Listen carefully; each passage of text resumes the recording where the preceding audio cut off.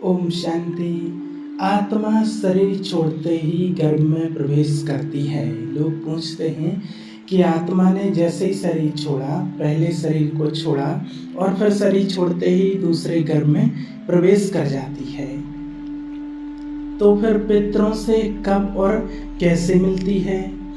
कई लोग कहते हैं कि आत्मा शरीर छोड़ने के बाद पितृलोक में जाती है, अपने पितरों में जाकर के मिल जाती है, अपने पितरों से मिलती है। तो भाव तो सही है पूछने का, आत्मा अपने पितरों में मिलती है।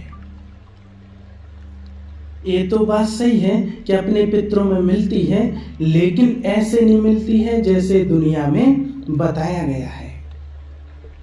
तो आत्मा अपने पितरों से कैसे मिलती है, ए वंडरफुल राज आज आपको बताते हैं और इस बात को अच्छी तरह से स्पष्ट करने की कोशिश करते हैं।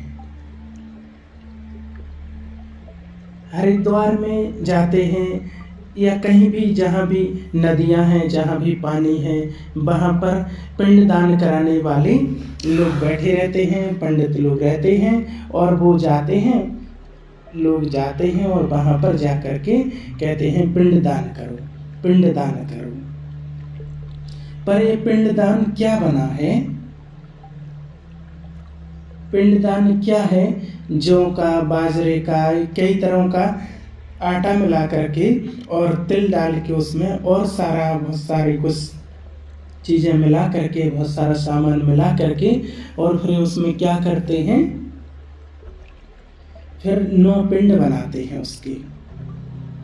कहते हैं कि आपको माँ ने 9 महीने तक गर्भ में रखा था, इसलिए आप उसका पिंडदान करके और उसको अपने आप को मुक्त कर सकते हैं, माँ के कर्ज से मुक्त हो सकते हैं उसका पिंडदान करके। उसके लिए 9 पिंड बना देते हैं, 1 महीने का, 2 महीने का, 4 महीने का, 5 महीने का, ऐसे 9 पिंड बना देते हैं और वो मंत्र पढ़ते जाते हैं, वो मंत्र पढ़ते जाते हैं और आप करते जाओ इस 1 2 3 4 5 6 7 8 9 महीने तक। ऐसे 9 महीने का पिंडदान कर दिया, क्योंकि माँ ने आपको 9 महीने तक गर्भ में रखा, इसलिए आपके ऊपर वो कर्जा था। अब उसके बाद ये अलग रख दिया जाता है और उसके बाद आटे के गोले बनाए जाते हैं कि ये पितृपक्ष का गोला है, ये सास का है, ससुर का है, दादा का है, दादी का है, चाचा का, काका का, की ऐसी ढेर सारे गोले बना करके उसमें वो गोला भी बाद में मिला दिया जाता है और सबके ऊपर पैसे रखवाना, मंत्र बोलना ये पंडित जी करते जाते हैं, पैसे रखवाने करते जाते हैं और वो मंत्र पढ़ते जाते हैं और फटाफट करके मंत्र पढ़े जाएंगे और उसी प्रकार से उनको सब गोलों को मिला दिया जाएगा और फिर कहा जाएगा कि अब आपके जो पितृ हैं, जिसने शरीर छोड़ा है, वो अब अपने पितरों में जाकर के मिल गया है। तो ऐसे नहीं होता है। आज हम समझेंगे कि आत्मा कैसे जाकर पितरों में मिलती है। आत्मा ने यहाँ से शरीर छोड़ा, अब उस आत्मा को जन्म कहाँ लेना है? जिनके साथ उनका कार्मिक अकाउंट है। अब किसके साथ उसका कार्मिक अकाउंट है? पहले जिन आत्माओं के साथ उन्होंने हिसाब किताब बनाया होगा, जिससे सुख लिया या दिया हुआ है, वो परिवार के बुजुर्ग लोग जो शरीर को छोड़कर गए हैं, उन्होंने उस आत्मा को पहले लालन पालन पोषण अनेक प्रकार की सुख सुविधाएं उनको दी थी। अब उनसे वो सुविधाएं ली हुई हैं, तो वो उस आत्मा के ऊपर कर्जा है और वो उस कर्जे को देने के लिए उसी आत्मा के पास, उन्हीं के पास जाकर के जन्म लेता है और अपना हिसाब किताब जाके बराबर करता है। कर्जा किसी भी प्रकार का हो सकता है, चाहे वो सुख लेने का हो या सुख देने का हो या दुख लेने का हो या दुख देने का भी हो सकता है। वो अपने उन्हीं लोगों के पास जाकर जन्म लेगा जिनके साथ उनका हिसाब किताब है।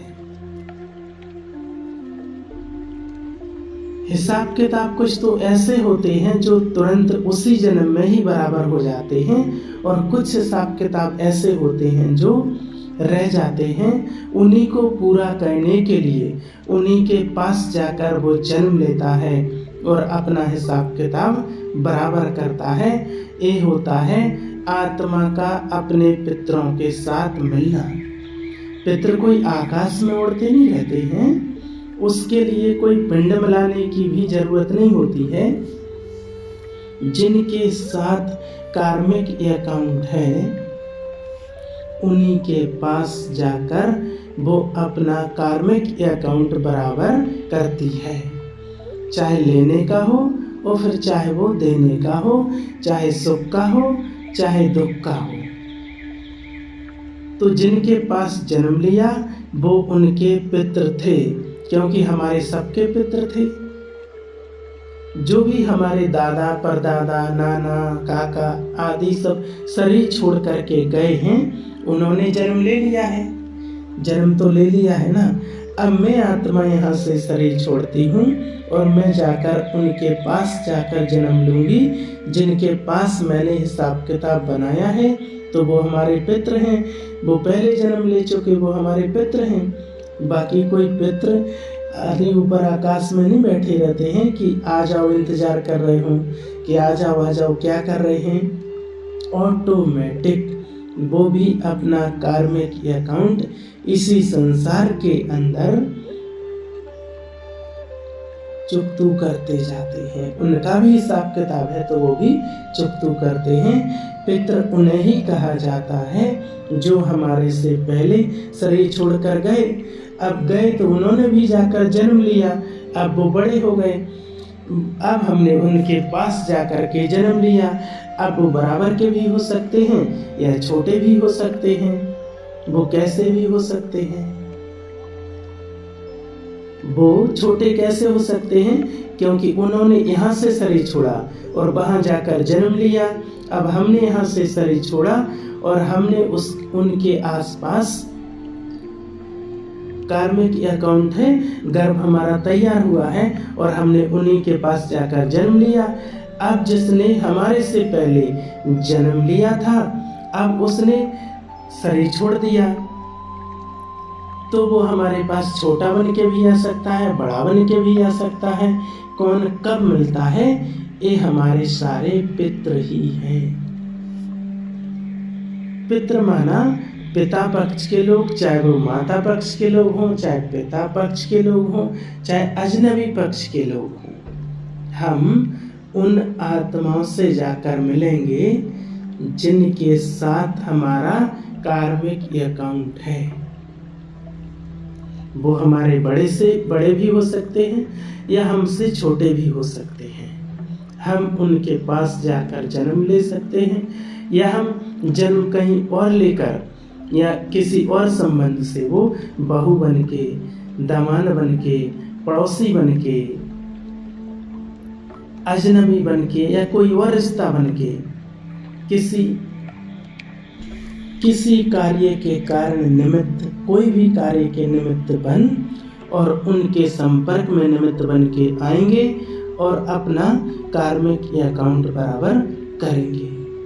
क्योंकि जिसका जहाँ हिसाब किताब होता है वो आत्मा वहीं पर जाके जन्म लेती है, और जो उसका पूर्व जन्मों का जैसा भी कार्मिक अकाउंट होता है तो वो उनके साथ अपना हिसाब किताब चुकतू करती हैं, अपना कार्मिक अकाउंट बराबर करती हैं। अच्छा, ओम शांति।